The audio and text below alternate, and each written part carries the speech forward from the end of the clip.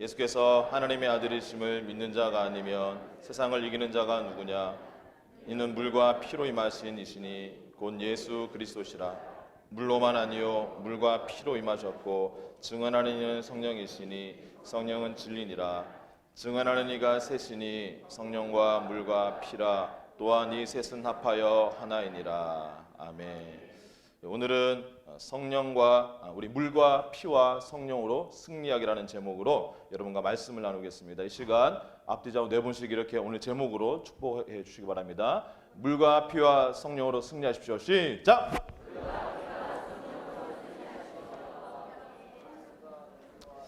네, 아멘.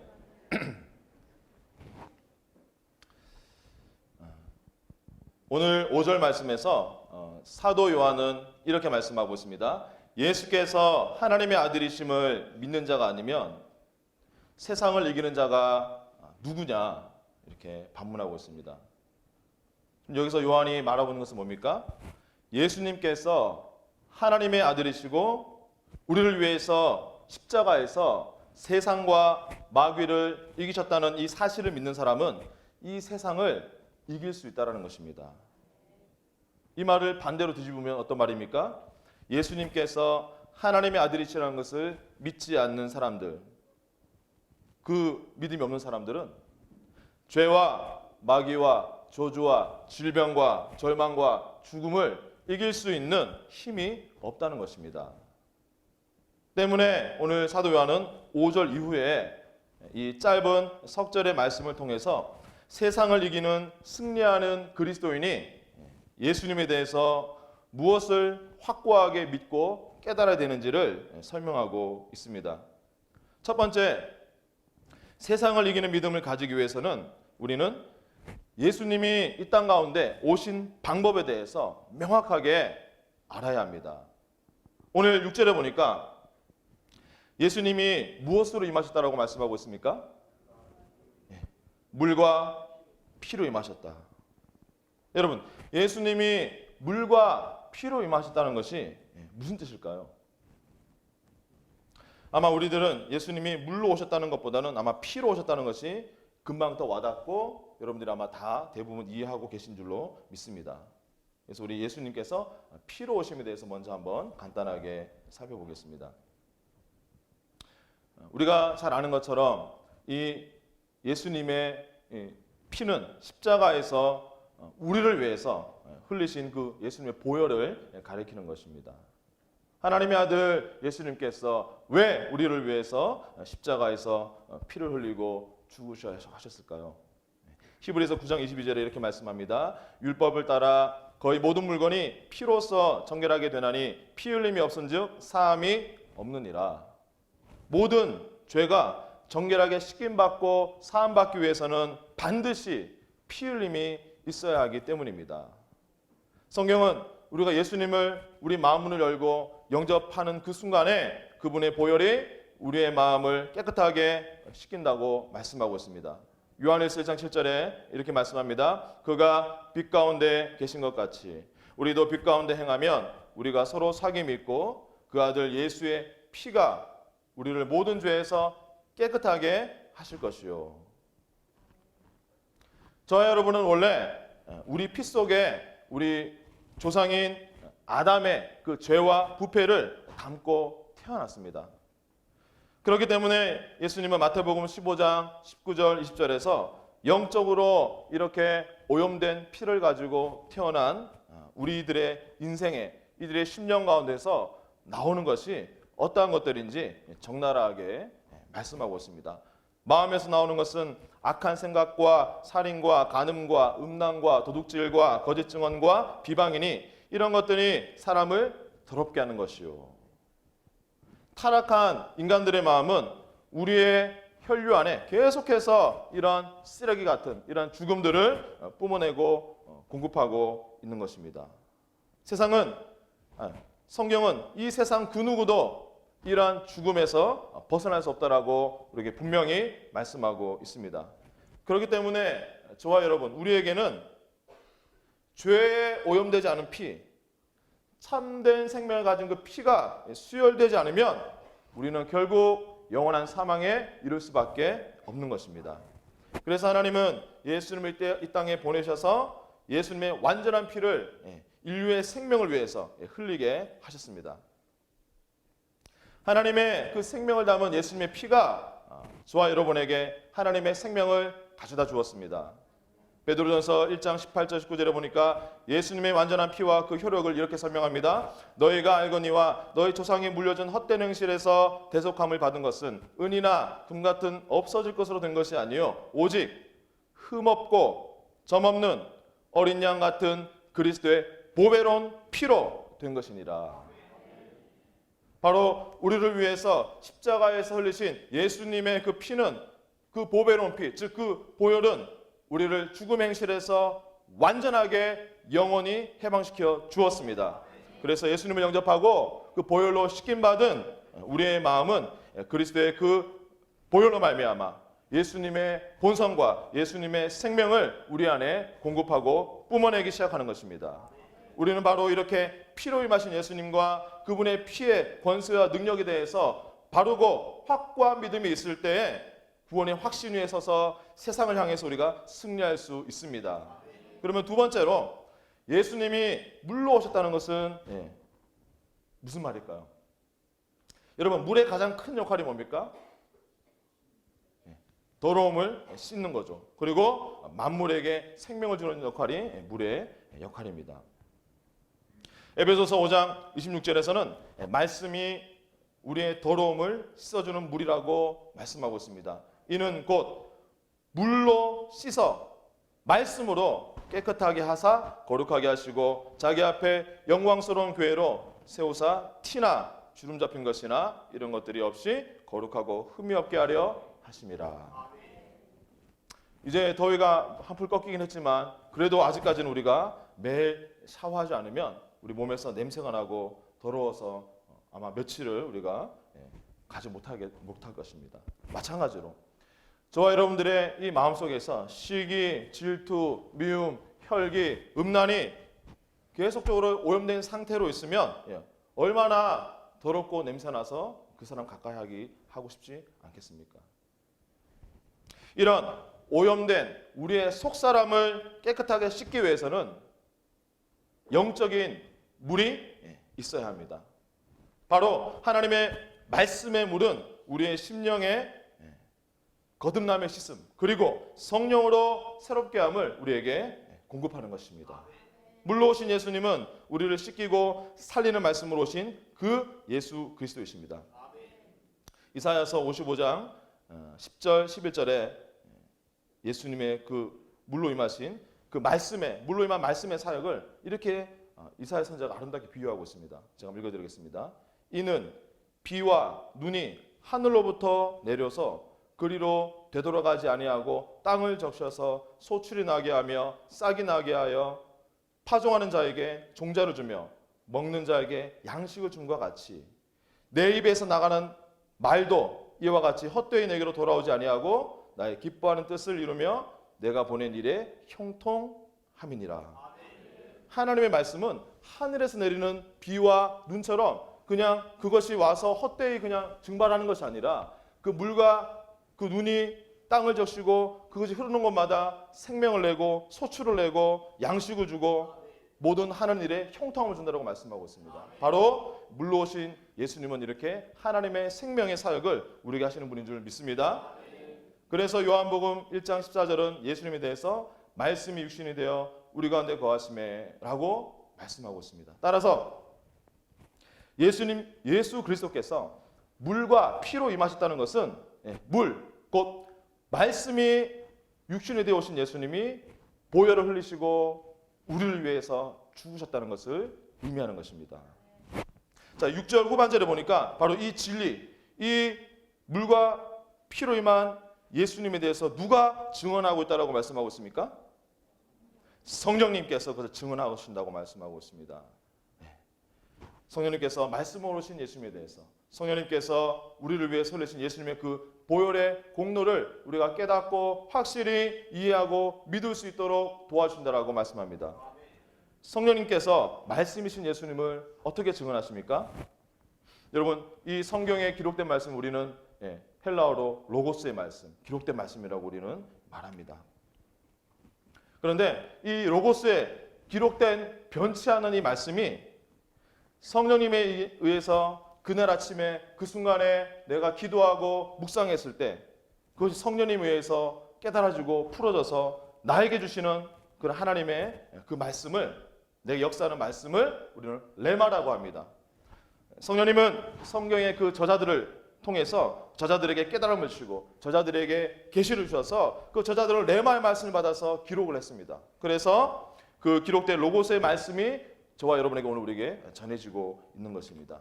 그리고 오늘날 우리는 바로 이 성령님의 조명하에 이 로고스의 말씀이 다시 풀어져서 레마로 기록된 말씀 그리고 보존됐던 말씀이 다시 성령으로 풀어져서 우리에게 다가오고 우리에게 임하고 우리를 살리는, 우리의 심령을 씻기고 우리를 새롭게 하고 그리스도의 생명으로 충만케 하는 그 말씀으로 오신다고 말씀하고 있습니다.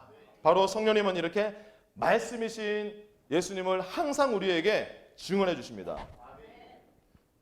마찬가지로 성령님은 피로 임하신 예수님을 우리가 믿고 그 은혜를 누리게 도우십니다.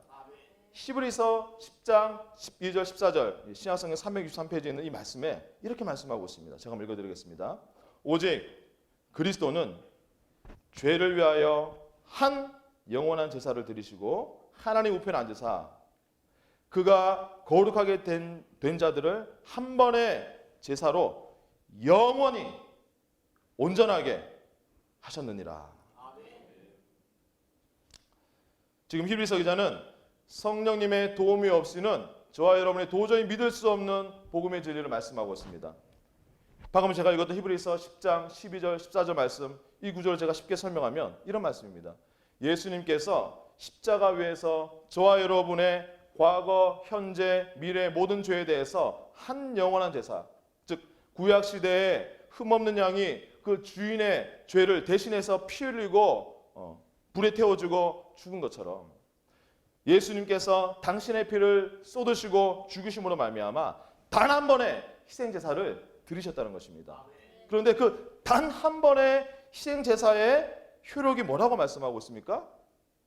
우리가 온전하게 되었다. 그것 때문에 우리가 완벽하게 되었다라고 말씀하고 있습니다. 더 구체적으로 말해서 예수님의 단 한 번의 십자가 위에서 희생제사 때문에 저와 여러분은 죄를 한 번도 안 지은 상태, 하나님 앞에 전혀 부끄러움 없이 설 수 있는 그런 자격, 마귀에게 참소를 당하지 않는 그 상태와 위치로 우리가 서게 됐다는 것입니다. 얼마 동안, 유통기간 얼마라고 말씀하고 있죠? 영원히. 영원히.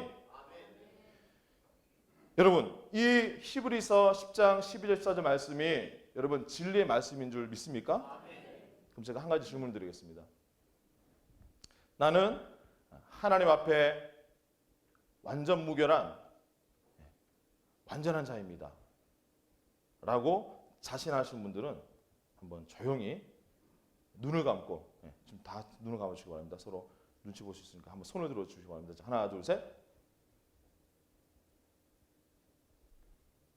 손을 주시기 바랍니다. 눈을 떠주시고 7분이 손을 주셨습니다. 저는 개인적으로 주일 일부 예배로 오실 정도면 제가 볼 때는 아마 이 중에서 90% 이상은 예수님을 나의 구주 나의 하나님으로 영접하셨다라고 믿는데, 아까 요한일서 1장 7절 뭐라고 그랬습니까? 예수님을 영접할 때 우리에게 예수님의 보혈의 역사가 일어난다고 말씀드렸죠. 그 보혈의 역사는 뭡니까? 우리를 하나님 앞에 영원히 완전한 자로 세우신다는 것입니다. 영어 성경에 보니까 perfect forever. 자, 즉 이 말씀의 논리에 의하면 여러분들이 90% 이상은 다 원래 손을 드셨어야 됩니다.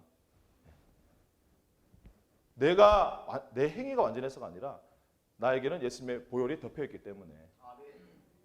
그런데 왜 우리가 쉽게 손을 못 듭니까? 인간의 상식으로는 소화할 수가 없는 진리거든요. 이 예수님의 보혈의 공로라는 것은 우리 상식으로는 이해할 수 없는 것이기 때문입니다. 그런데 여러분, 이 믿음이 왜 중요하냐면 제가 로마서 5장 21절 말씀 한번 읽어드리겠습니다. 로마서 5장 21절에 이런 말씀이 있습니다. 이는 죄가 사망 안에서 왕노릇한 것 같이 은혜도 또한 의로 말미암아 왕노릇하여 우리 주 예수 그리스도로 말미암아 영생에 이르게 하려 함이라. 여러분, 죄의 무기는 뭐냐면 사망입니다. 죄는 사망을 가지고 우리의 영과 마음과 우리의 육체와 삶을 짓밟고 도둑질하고 죽입니다. 그러면 은혜의 무기는 뭡니까? 은혜의 통로는 의입니다. 은혜는 여기 뭐라고 말씀하고 있죠? 의로 말미암아 우리가 생명 안에서 왕노릇한다라고 말씀하고 있습니다. 예수님의 은혜는 내가 예수님을 말미암아 하나님 앞에 의인 되었고 내가 지금 의인의 옷을 입고 있다라고 믿는 그 믿음을 통해서 우리의 영이 회복되고 우리의 마음과 우리의 질병이 치유받고 우리의 삶이 변화되는 것입니다. 그래서 여러분들이 내가 내 공로가 아닌 예수님 그분의 단 한 번의 제사 때문에 내가 하나님 앞에 영원히 완전한 의인 되었습니다라고 믿고 확신하고 선포하는 것은 여러분들 삶의 모든 영역 가운데 그 의를 통해서 하나님의 생명이 공급되게 하는 그런 통로가 된 줄 믿습니다. 자, 다시 한번 질문해서 눈을 감으시고 마지막 확인 질문하겠습니다. 혹시 내가 예수님을 아직 나의 구주, 나의 하나님을 영접하지 않으신 분은 여기에 대답하지 않으셔도 괜찮습니다. 내가 만약 예수님을 나의 구주, 나의 하나님으로 내 마음을 열고 영접하신 분이라면 질문 드리겠습니다. 나는 하나님 앞에 완전한 자입니까? 라고 확신하시고 믿으신 분은 손 들어주시기 바랍니다. 손 내려주시기 바랍니다. 40%가 손을 주셨습니다. 오늘 그것이 지금 이 자리에 소화가 안 되시는 분들은 성령님께 한번 기도하시면서 히브리서 10장, 12절, 14절 말씀 다시 한번 묵상하시고 우리 확신하시고 그 의위에 서기를 주님으로 축원드립니다. 결론적으로 물과 피로 임하신 예수님에 대해서 우리가 가져야 할 믿음은 무엇입니까? 유월절 어린 양의 피, 이스라엘 백성들이 이집트를 탈출할 때 그날 밤에 한 가정마다 한 마리씩 양을 잡아서 발랐던 그 피가 그 집안에 있던 사람들의 행위와 공로와 그들의 됨됨이 아무 상관없이 그들을 구원했던 것처럼 바로 오직 예수님의 피로 난 하나님 앞에 구원받았고 완전한 의인이 되었습니다 라는 것을 믿는 것입니다. 그리고 두 번째 믿음은 무엇입니까? 예수님의 보혈의 공로로 하나님의 나는 완전한 자, 사랑받는 자가 되었기 때문에 이제는 그 신분에 합당한 삶을 위해서 나는 날마다 말씀의 물로 샤워하고 저의 전 존재를 제가 씻겠습니다 라는 믿음인 것입니다. 그래서 이것을 한 문장으로 줄이면 피로는 단 한 번, 그러나 물로는 날마다 이 복음의 진리 안에 여러분들이 거하셔야 되는 줄 믿습니다. 이것을 잘 설명하는 짧은 영상 하나를 보도록 하겠습니다.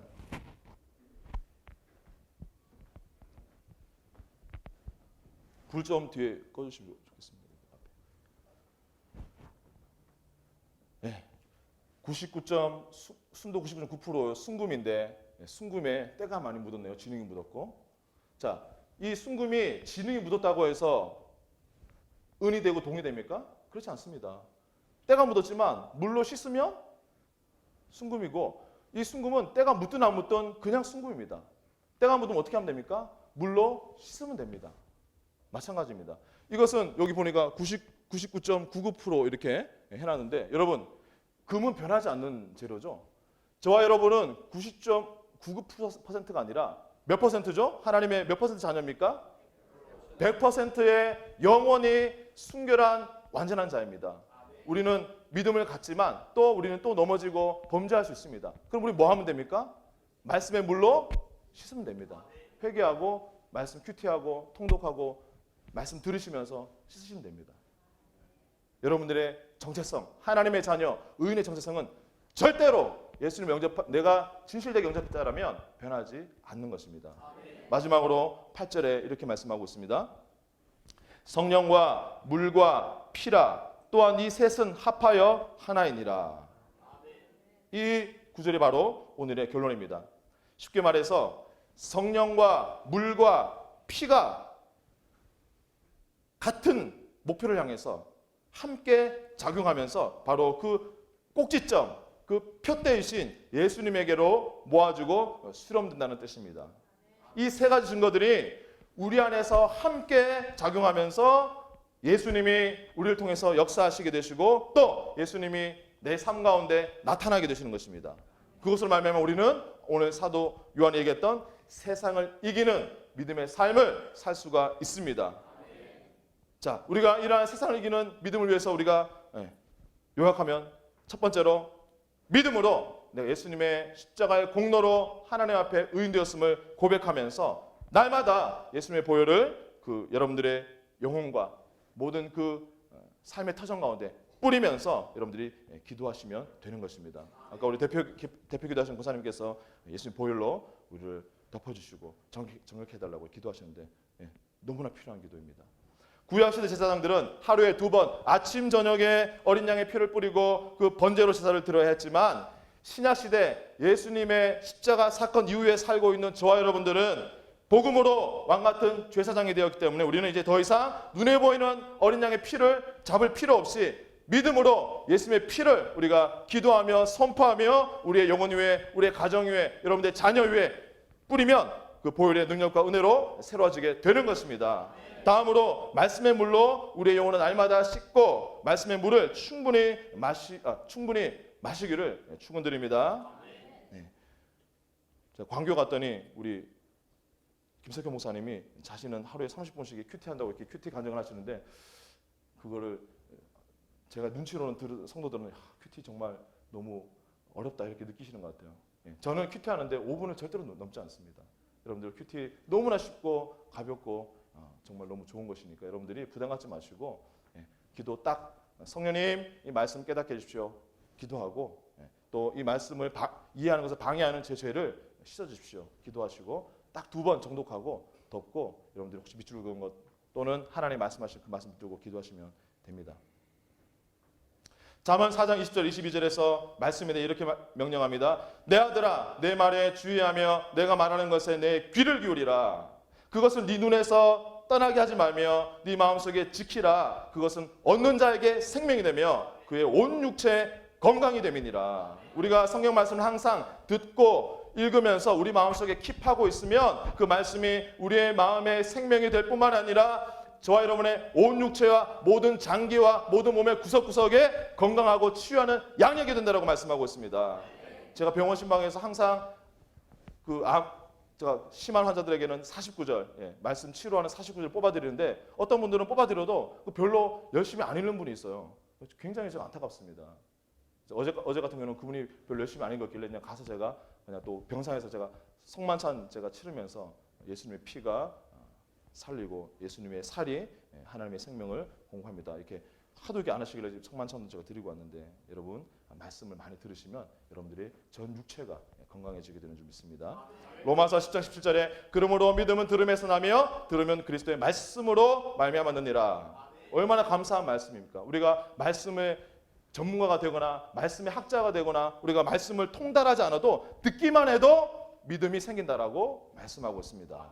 마지막으로 세 번째 증거하는 이신 성령으로 충만하시기를 주의 이름으로 축원드립니다. 누가복음 12장 13절 이렇게 말씀합니다. 너희가 갈지라도 좋은 것을 자식에게 줄 알거든 하물며 너희 하늘 아버지께서 구하는 자에게 성령을 주시지 않겠느냐 하시니라. 바로 우리는 하나님 아버지 이 약속 때문에 내가 성령을 구하기만 하면 하나님 나에게 반드시 주셨고 내가 받은 줄로 믿을 수 있는 근거가 되는 것입니다. 그래서 이 말씀을 정리하면 여러분들이 여러분 자신을 예수님의 보혈의 은혜에 대해서 또 물로 임하신 그 말씀에 대해서 성령님에 대해서 여러분들의 그 삶을 더 많이 노출하고 오픈할수록 바로 그리고 그 안에 이 세 가지의 증거 예수님을 증거하는 세 가지 안에 여러분들이 안식할수록 바로 여러분들 속에서 그 세 가지가 함께 작용하면서 예수님의 생명, 예수님의 역사, 예수님의 여러분들 통해서 나타나게 될 줄 믿습니다. 그래서 우리 요한복음 10장 35절 이런 말씀이 있습니다. 하나님의 말씀을 받은 사람들을 신이라 하셨거든. 여러분 말씀이신 예수님 우리에게 오면 우리는 어떤 존재가 됩니까? 신적인 존재가 됩니다. 우리가 그 예수님 붙들면 우리는 신과 같이 공부할 수 있고 우리는 신처럼 우리가 사업할 수 있고 신처럼 우리는 사랑하고 우리 가정을 우리가 세울 수 있습니다. 참 여러분들이 이 피와 성령과 말씀으로 예수님의 그 권세와 능력으로 여러분들이 늘 충만하여서 아버지의 뜻을 이루어 가시는 여러분들 되시기를 주님으로 축원드립니다.